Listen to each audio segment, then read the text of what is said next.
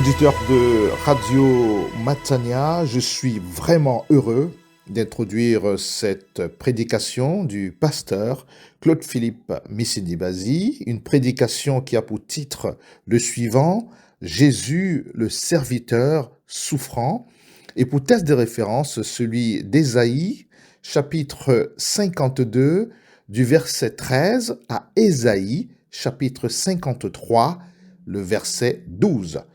Le serviteur souffrant, c'est une prédication que je vous recommande de la manière la plus vive possible que soit. Vous comprenez mon émotion, je suis vraiment touché. J'ai été particulièrement touché par cette prédication. Il s'agit du dernier chant du serviteur, un serviteur souffrant qui est notre Seigneur Jésus-Christ. Vous le comprendrez en écoutant cette prédication. Le serviteur du Seigneur sera exalté parce que sa souffrance nous a apporté ou nous apporte le salut. Cette prédication, dans sa version écrite, sera ou est déjà même disponible sur notre site www.églisematania.com et elle sera diffusée à 2 reprises durant les 2 heures qui lui sont consacrées. À Dieu seul et à notre merveilleux Seigneur Jésus-Christ soit la gloire, dès maintenant et à jamais. À Dieu soit la gloire. Amen. Lisons ensemble donc Ésaïe. Nous voulons continuer avec ce chapitre si puissant et si remarquable qui nous parle de Jésus. Ésaïe chapitre 52, verset 13 jusqu'au chapitre 53, verset 12. Accueillons la parole du Seigneur avec joie. Amen. Voici mon serviteur prospérera, il montera, il s'élèvera bien haut.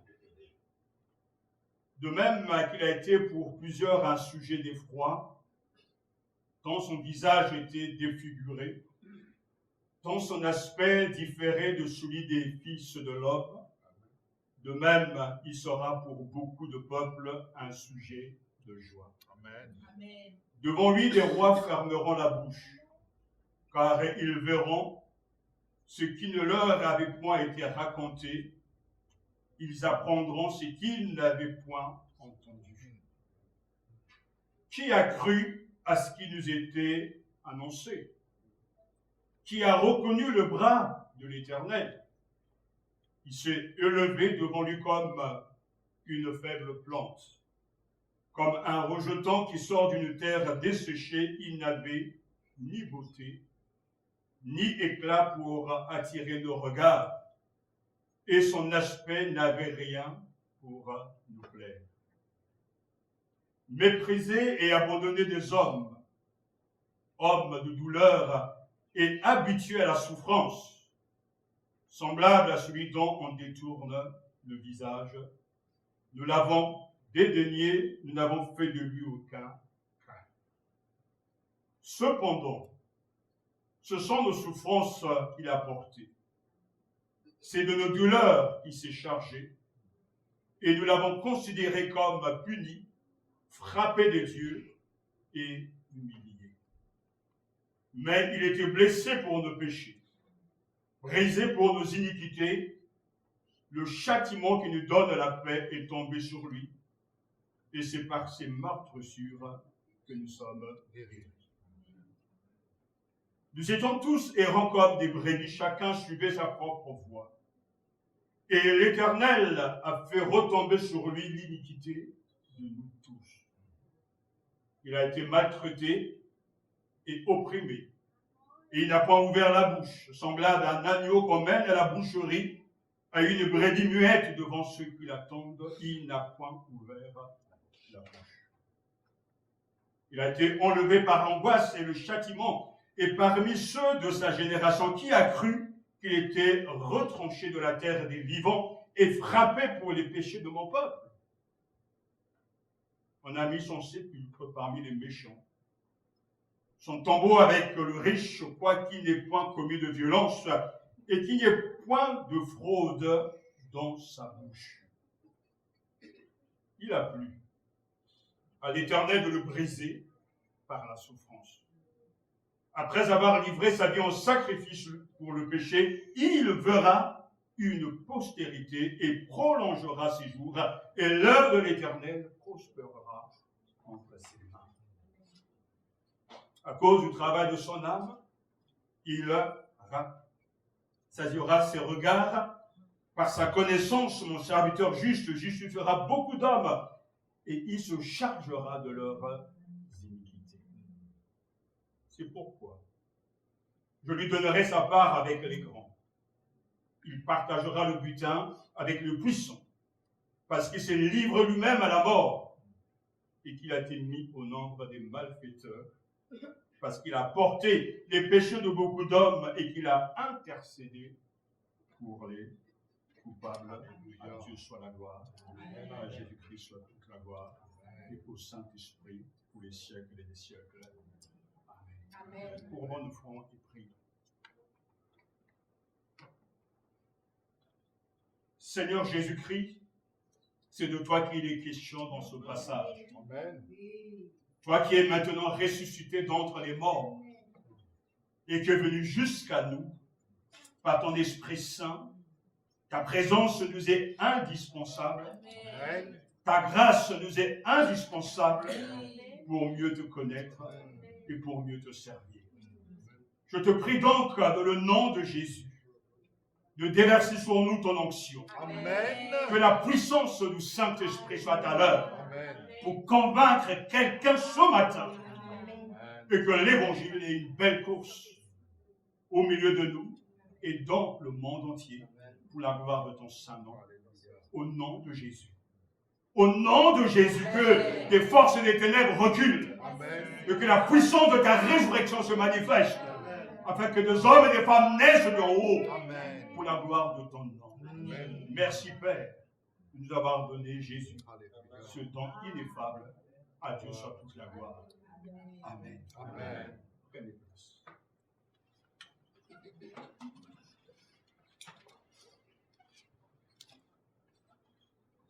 Comme à maintes reprises, je l'ai dit, ce chant prophétique, appelé à juste titre le chant du serviteur du Seigneur, qui débute donc au chapitre 52, verset 13, jusqu'au chapitre 53, verset 12, montre comment la souffrance peut être portée d'une manière telle qu'elle devient bénéfique pour d'autres.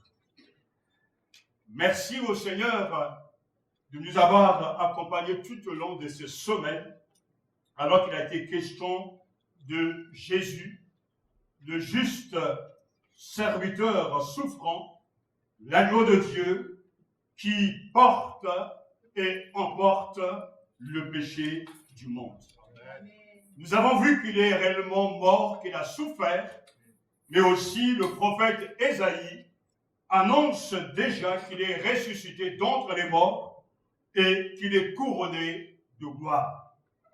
Ce Messie si particulier, dont la personne de Jésus a fini son œuvre et nous a laissé un héritage extraordinaire. Un chant chrétien commence ainsi: que des bienfaits divins que nous possédons en Christ. Nous sommes sauvés de la culpabilité et de tout péché et appelés à la sainteté. Ésaïe énumère ici l'un des nombreux vastes bienfaits que nous possédons en Christ, à savoir le fait d'être reconnu juste. Verset 11, à cause du travail de son âme, il rassasiera ses regards par sa connaissance. Mon serviteur juste justifiera beaucoup d'hommes. La justification est le plus grand bienfait que Dieu donne aux hommes. La justification fait partie intégrante de la manière dont la Bible comprend le salut. Selon Martin Luther, le réformateur, la marque d'une église debout ou en déclin est liée à sa capacité de comprendre la justification par la foi. Qu'est-ce que donc la justification? Car le serviteur juste souffrant, Jésus, mort, nous laisse en héritage la justification. Le petit catéchisme de Westminster à cette question, qu'est-ce que la justification répond? La justification est un acte de la libre grâce de Dieu par lequel il pardonne tous nos péchés et nous accepte comme justes à ses yeux. Il fait cela uniquement à cause de la justice de Christ qui nous est imputée et que nous recevons par la foi seule. La justification consiste à déclarer une personne coupable juste. C'est le contraire de la condamnation. C'est un acte divin. C'est un acte de notre Dieu qui est bon, miséricordieux, un Dieu plein de grâce. Ce qui est particulier dans la justification, c'est que tous les croyants acceptent que lorsque je crois en Jésus et que je confesse mes péchés au Seigneur, Jésus me pardonne. Et c'est vrai que dans la justification, il y a donc le pardon de nos péchés et c'est une grâce, un privilège, une bénédiction. Mais il ne faut pas simplement s'arrêter à cette vérité, car la justification par la foi implique également le fait d'être accepté par Dieu. Et nous apprenons également que la cause de notre acceptation par Dieu, c'est la mort de Jésus. Le Seigneur pardonne mes péchés quand je me réponds. Et je lui remercie. Mais le Seigneur m'accepte dans sa présence parce qu'il me donne de porter la justice de son Fils Jésus-Christ. Amen. L'évangile selon Ésaïe proclame et s'exclame que par sa connaissance, c'est-à-dire en connaissant, en faisant confiance et en s'attachant au juste, mon serviteur, beaucoup seront considérés comme justes. En faisant confiance au Christ, à venir et à son œuvre en faveur des pécheurs, dit Ésaïe, beaucoup seront justifiés. Ça veut dire que les injustes seront délivrés de la condamnation et déclarés justes grâce au mérite du seul juste Jésus. Ça veut dire que ceux qui méritaient la mort et ceux qui méritaient l'enfer, lorsqu'ils se répandent, jouiront de la bénédiction du salut de Dieu. En vérité, lorsque nous considérons la sainteté de Dieu, la terreur et la détresse de devoir l'affronter, notre survie et notre rempart, c'est Jésus le juste. Car l'évangile selon Ésaïe est vraiment une bonne nouvelle. Comment nous, hommes, pécheurs, femmes, enfants, pécheurs, pouvons-nous comparer devant Dieu juste et saint? Personne ne peut. Même les plus grands saints dans la Bible ne peuvent pas être en face d'un Dieu saint, car Dieu est unique et sa sainteté est redoutable. Entrer en sa présence sans être appelé et protégé par Dieu lui-même, c'est synonyme de mort. Mais le Christ est venu. Le Christ a été fait péché pour nous. Le Christ a versé son sang. Et lorsque nous nous confions en lui, il nous donne la grâce du don de la justice. Amen. Le salut signifie la délivrance. Amen. La justification signifie être acquitté. Et le message de la Bible est d'Ésaïe 53 et qu'il n'y a point de condamnation, il n'y a plus de condamnation pour ceux qui sont en Jésus-Christ. Alléluia. Romains chapitre 8, verset 1. Comment Dieu fait ces choses, quelque chose d'extraordinaire, c'est encore un des signes de son grand amour, car un Dieu saint et juste doit juger justement les coupables, et nous méritons la mort, mais face à nos difficultés et à notre état de servitude, le juste juge et le serviteur souffrant, c'est-à-dire Jésus, est venu prendre notre place.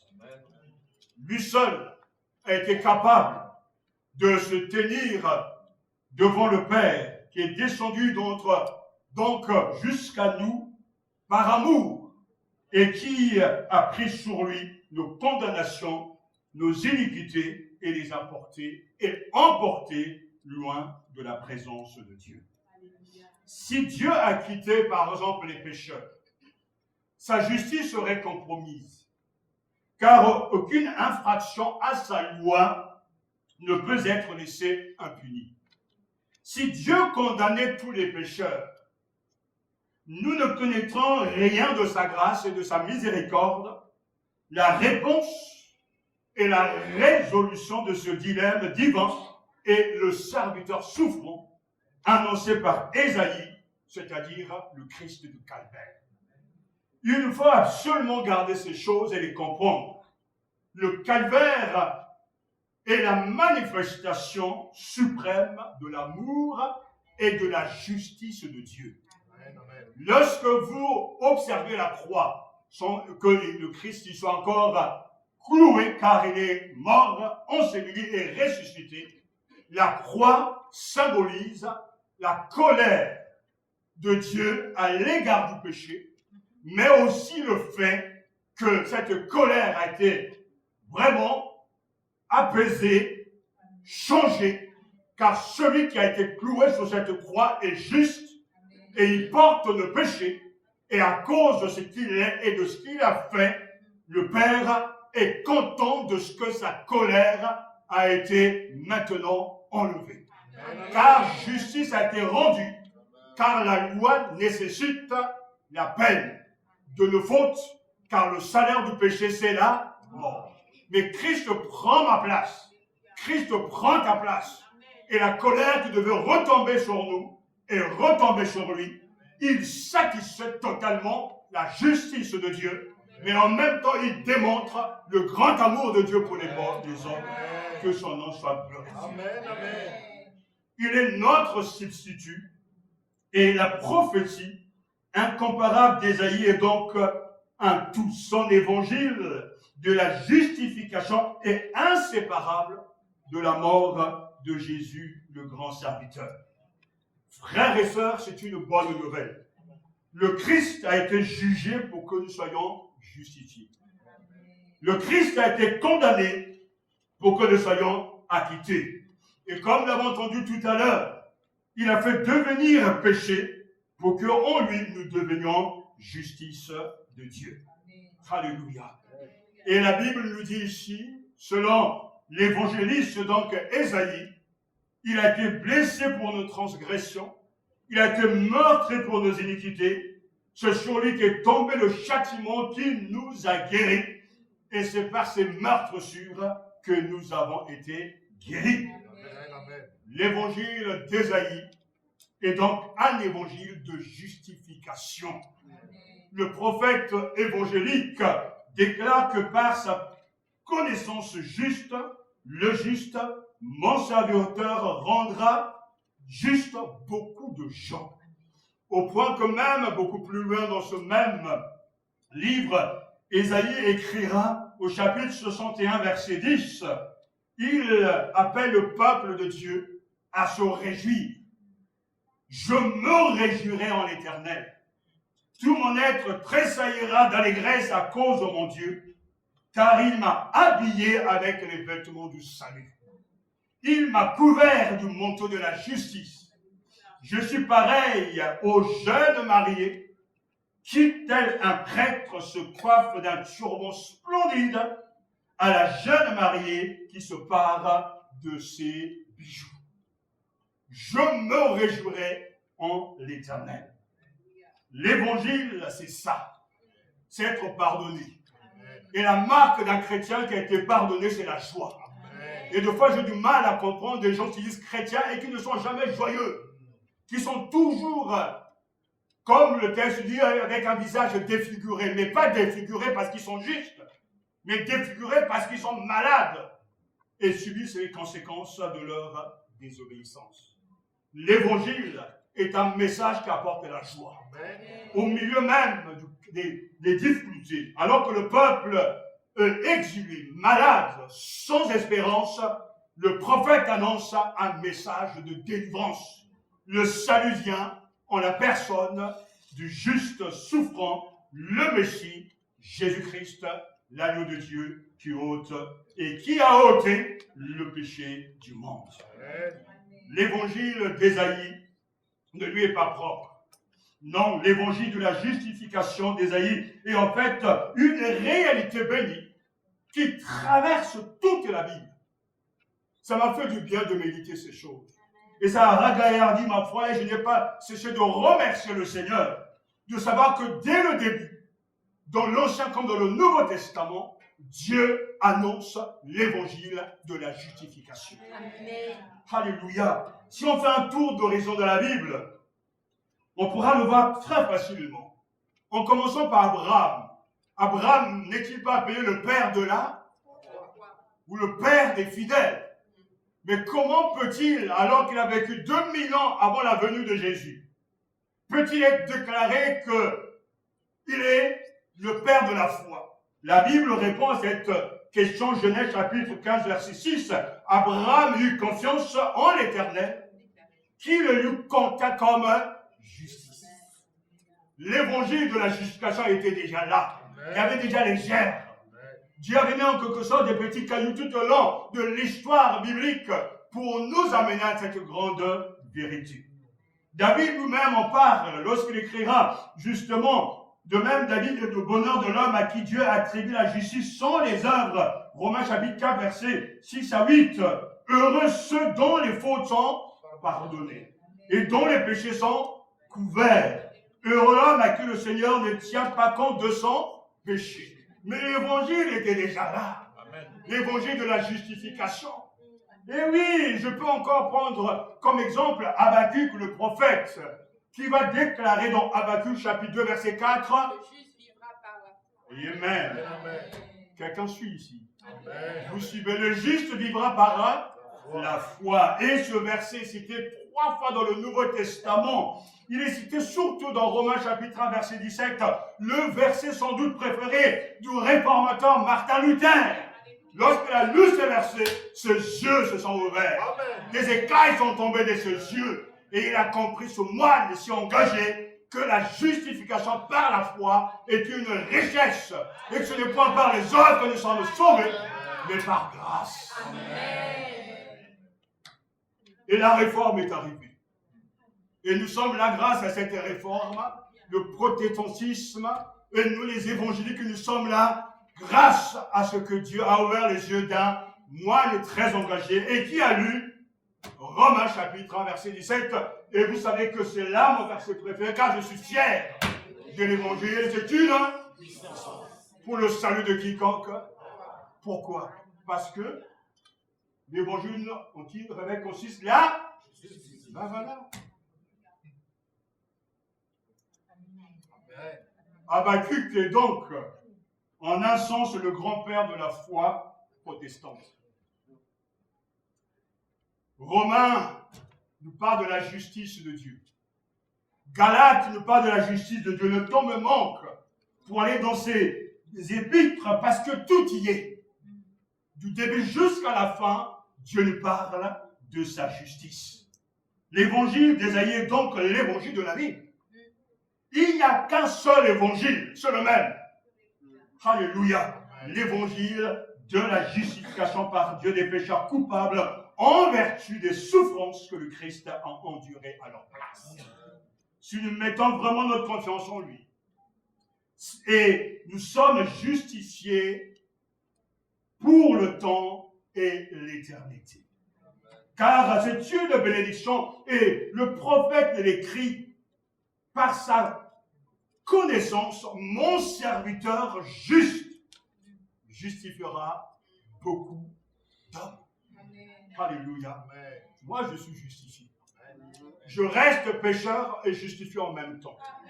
Le chrétien restera toujours un pécheur en marche pour la sanctification, mais il reste justifié. Et quand je m'approche de Dieu, j'ai mon manteau de protection. Pour que la puissance de Dieu ne me touche pas, ne me brise pas, ne me tue pas. Christ est mon manteau. Sa justice, l'évangile est une bonne nouvelle. Frères et sœurs, qui peut condamner les élus de Dieu? Personne. Qui peut porter plainte contre les élus de Dieu? Personne. C'est Dieu qui justifie. Qui les condamnera? Bah alors, pourquoi êtes-vous torturé quand réellement vous vous répentez? La bonne nouvelle est là. Amen. Le Dieu de justice a tout accompli. Et que ceux qui se tournent vers lui soient pardonnés, justifiés, acceptés et intégrés dans la famille de Dieu. L'autre vérité que j'aimerais souligner, c'est que ce serviteur-ci, parce que le Christ portera leurs fautes. Il est bien dit qu'à la suite de l'épreuve endurée par son âme, il verra la lumière et sera comblé. Toujours verset 11. Par sa connaissance, le juste, mon serviteur, justifiera les multitudes et se chargera de leurs iniquités. D'un côté justifié, n'est-ce pas? Mais de l'autre côté, nous avons le porteur de péché. C'est-à-dire en la personne de Jésus. Il se chargera de leurs iniquités.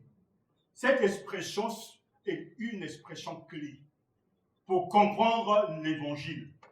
Le Christ, en tant que porteur de péché, est le sujet de notre verset.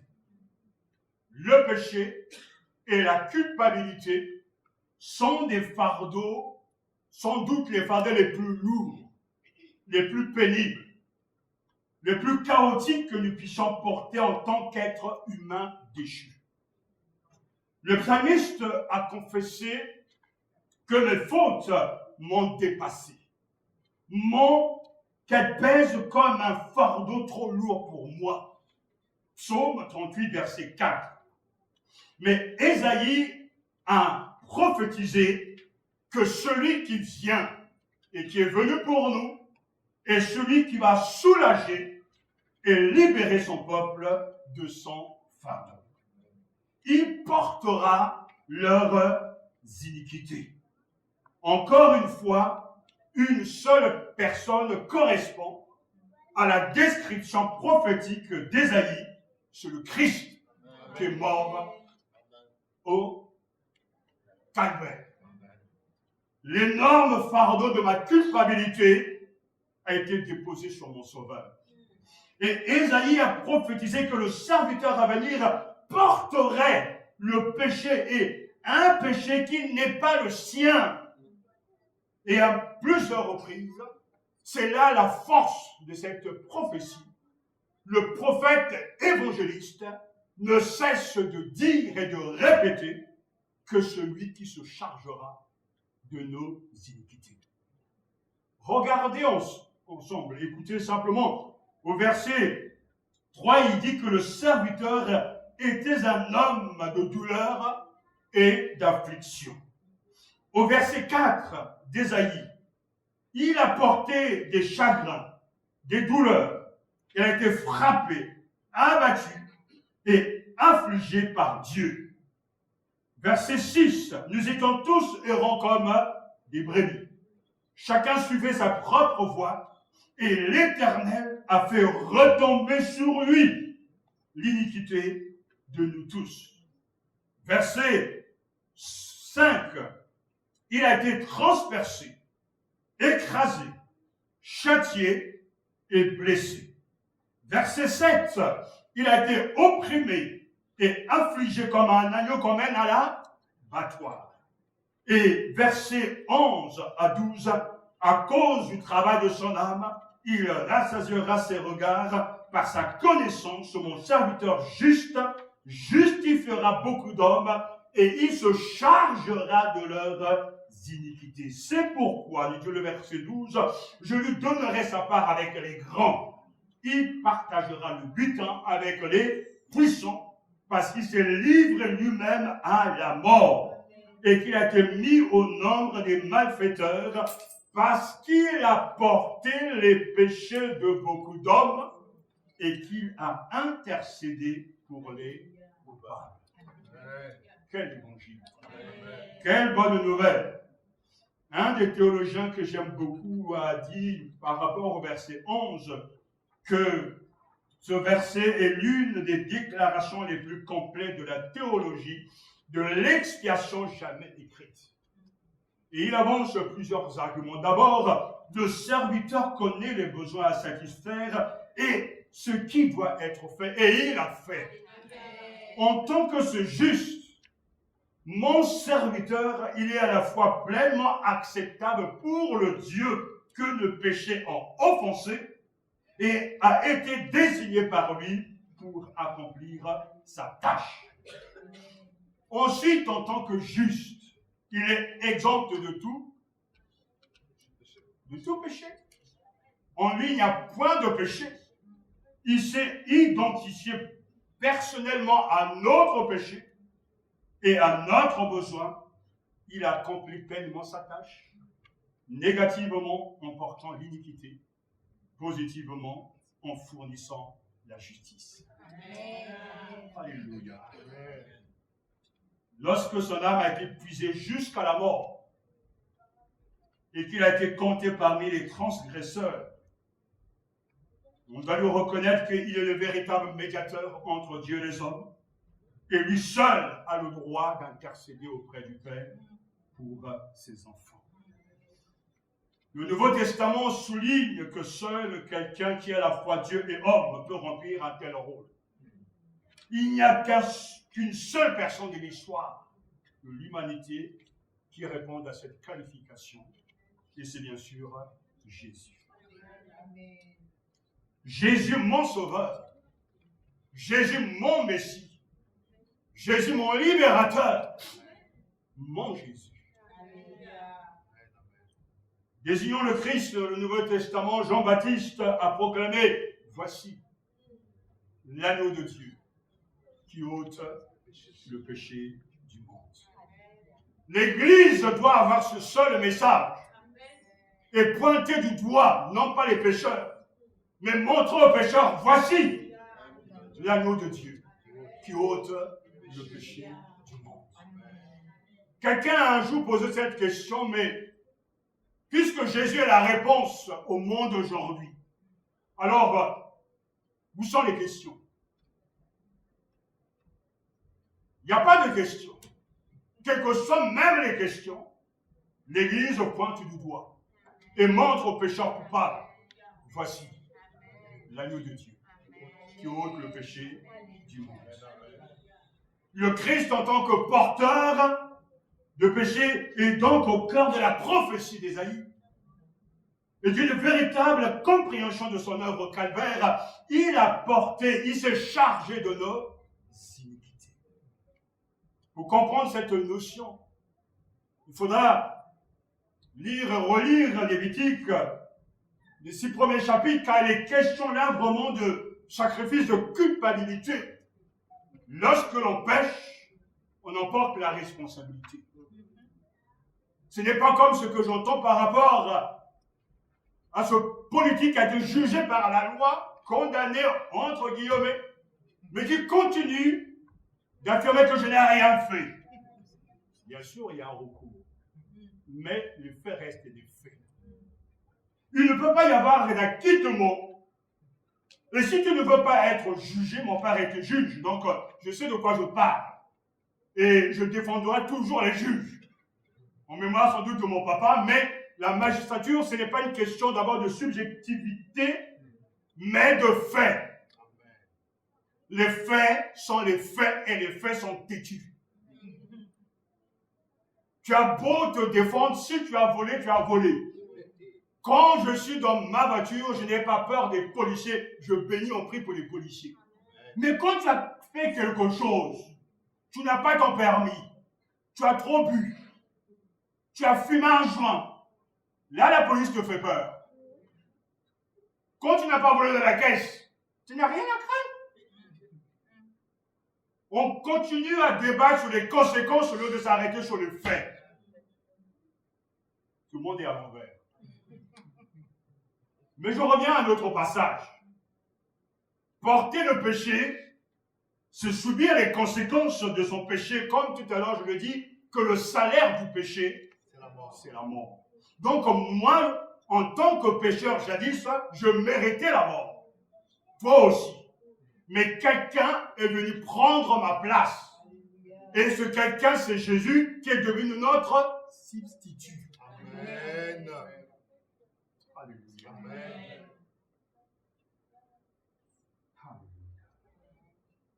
Et c'est ainsi que quand Jésus dit qu'il s'est chargé de nos iniquités,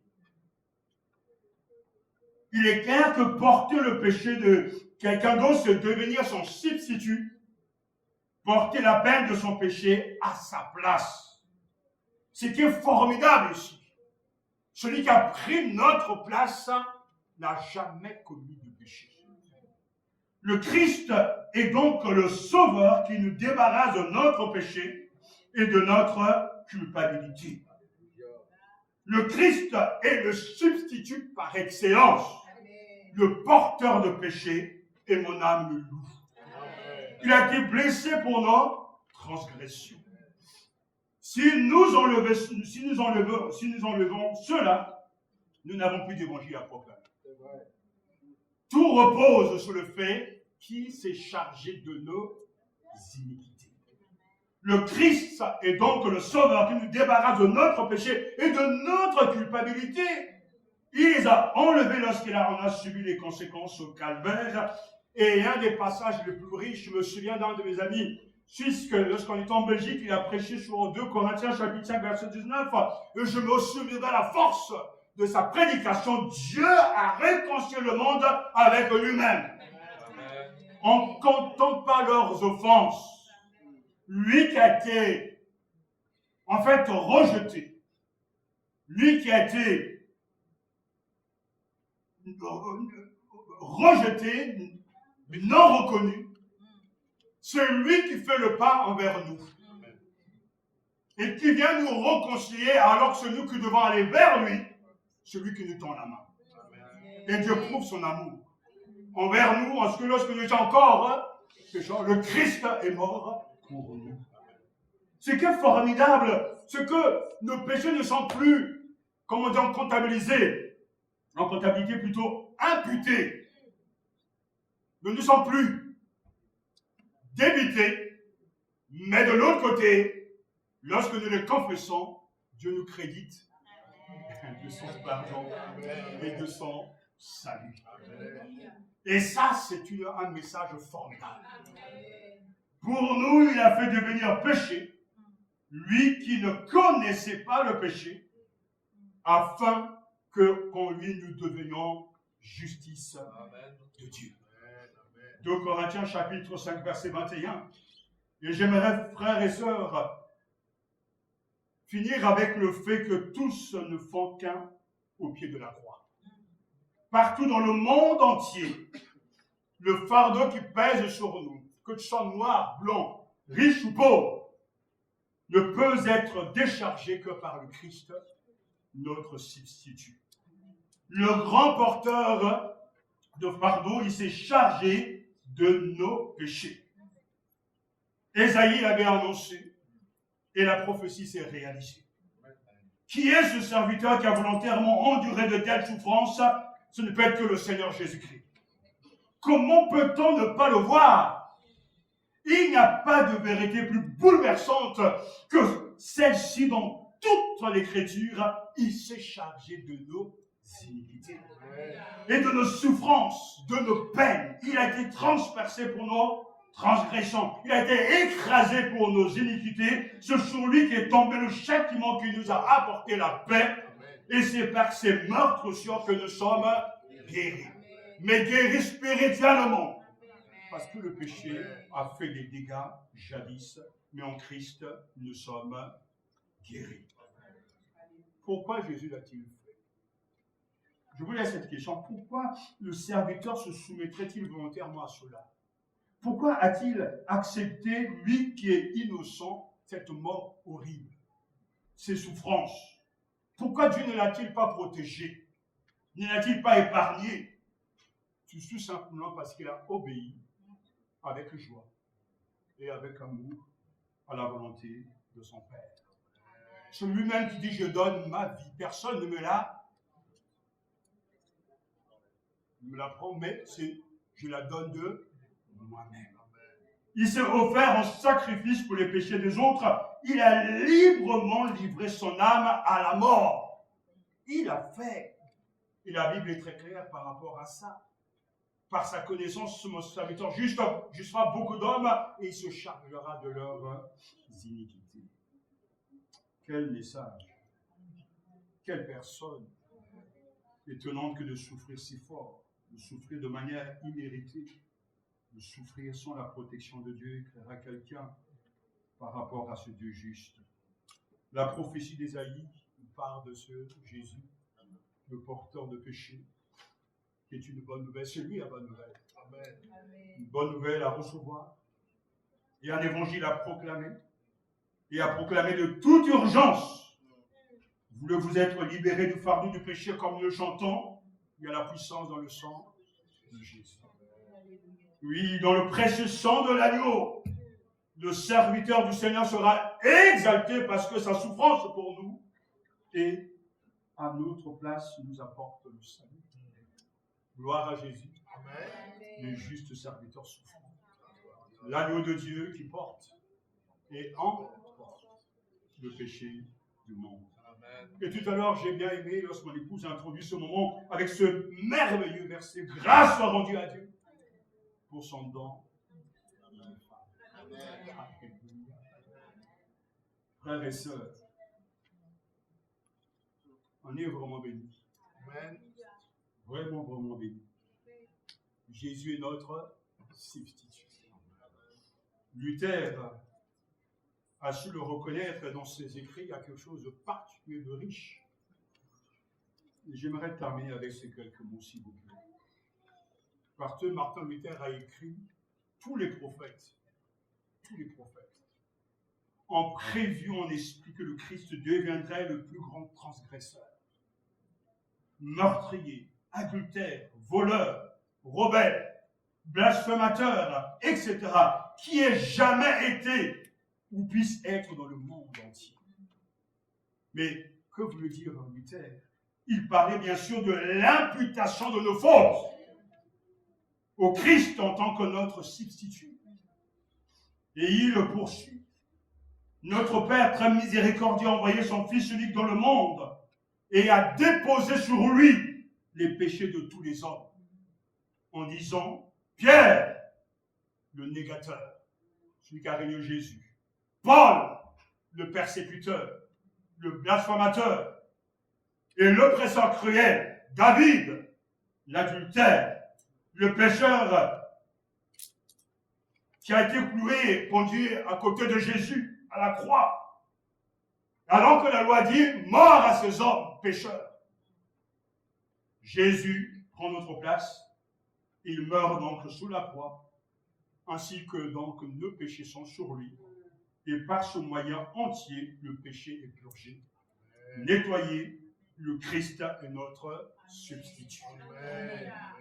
La présentation donc de la mort du Christ en tant que substitut montre l'amour de la croix de manière plus riche, plus complète, plus glorieuse et plus éclatante que tout autre récit. Et je terminerai avec ces mots. Luther l'a vu et s'en est glorifié. Il écrivait un jour à un ami, écoutez parce que c'est tellement riche, ça m'a touché. Apprenez à connaître le Christ et sa mort. Apprenez à connaître le Christ et son crucifié. Apprenez à le chanter et à dire, Seigneur Jésus, tu es ma justice, je suis ton péché.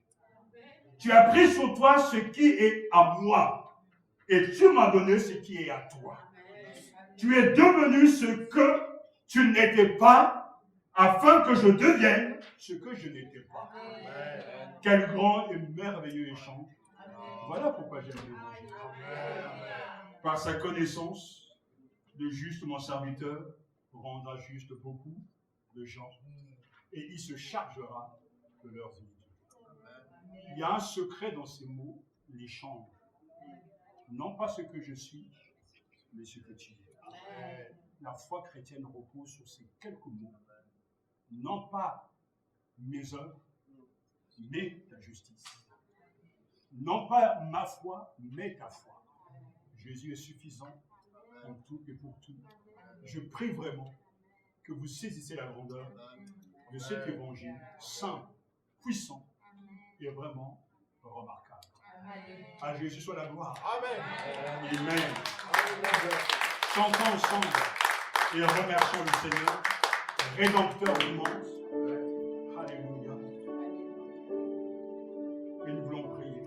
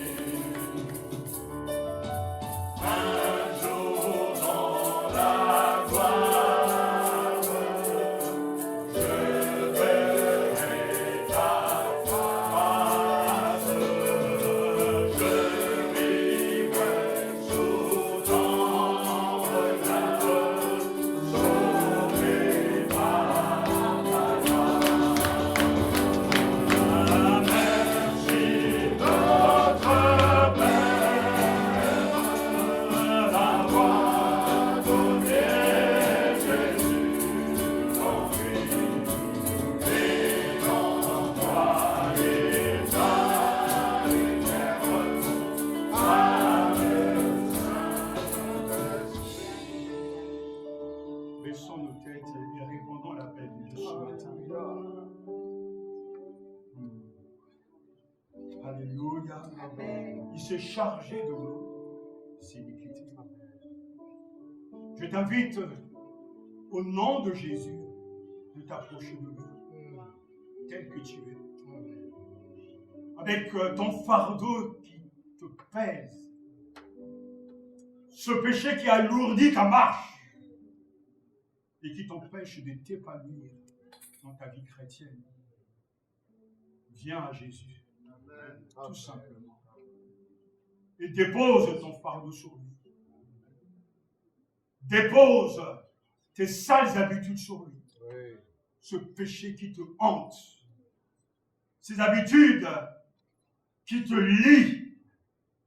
Viens à Jésus. Amen. Et entends ce qu'il te dit. Je me suis chargé de tes iniquités. Reçois-le par la foi. Amen. Et lui dit simplement, Seigneur, me voici. Lave-moi. Pardonne-moi. Change mon cœur. Amen. Et donne-moi Seigneur, un cœur nouveau, un esprit neuf, ton esprit vient habiter dans mon cœur et dirige ma vie. Je reçois ton pardon, ta grâce, et je te remercie, non pas parce que je le ressens, mais parce que c'est écrit. Amen. Parce que tu le promets.